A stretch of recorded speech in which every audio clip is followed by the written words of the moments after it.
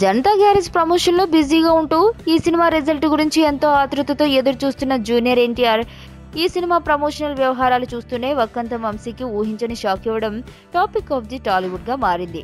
Junior NTR కి సన్నిహితుడుగా పేరుగాంచిన వక్కంతం వంశీ గతంలో జూనియర్ నటించిన ఎన్నో సినిమాలకు కథలు అందించిన విషయం తెలిసిందే. అయితే ఎప్పటికైనా జూనియర్ సినిమాకు దర్శకత్వం వహించి తాను దర్శకుడిగా మారాలని గత 2 సంవత్సరాలుగా కలలు కంటున్నాడు వక్కంతం వంశీ. ఆ మధ్య తాను దర్శకత్వం వహించాలని తయారు చేసుకున్న టెంపర్ సినిమా కథను పూరి జగన్నాథ్ కు త్యాగం చేయడంతో దానికి ప్రతిఫలంగా ఆయన జూనియర్ వక్కంతం వంశీ దర్శకత్వంలో నటించి తీరుతాడు అని అనుకున్నారు అంతా.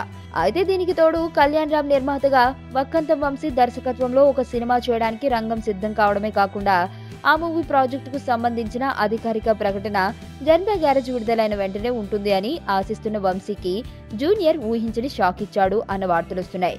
ఫిలిం నగర్ లో వినబడుతున్న వార్తల ప్రకారం జూనియర్ వక్కంతం వంశీల మూవీ ప్రాజెక్టు అటకెక్కిందన్న వార్తలు వస్తున్నాయి. దీనికి కారణం వక్కంతం వ్యవహార శైలి.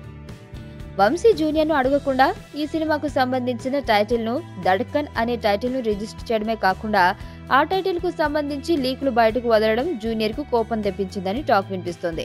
అయితే జూనియర్ వక్కంతంకు ఇలాంటి ఊహించని షాక్ ఇవ్వడం వెనుక మరో కారణం ఉందని అంటున్నారు.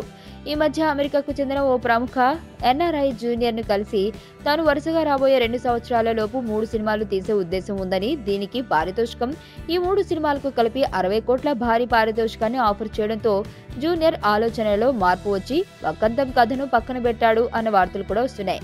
దీనికి తోడు జూనియర్ లేటెస్ట్ గా ఇస్తున్న ఇంటర్వ్యూలలో జనతా గ్యారేజ్ విడుదల తర్వాత తాను కొంతకాలం కొత్త సినిమాల విషయంలో కొంత విరామం తీసుకుని అడుగులు వేయాలి అని ఆలోచిస్తున్నట్లు చెప్పిన నేపథ్యం కూడా వక్కంతం వంశీకి తీవ్ర నిరాశ కలిగించినట్లు టాక్.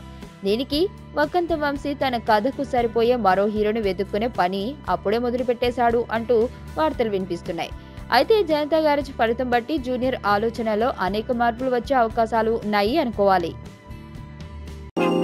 నేను ఆనంద్. ఈ భూమన్నా, ఈ భూమి మీద ఏ సృష్టి అన్నా నాకు చాలా ఇష్టం.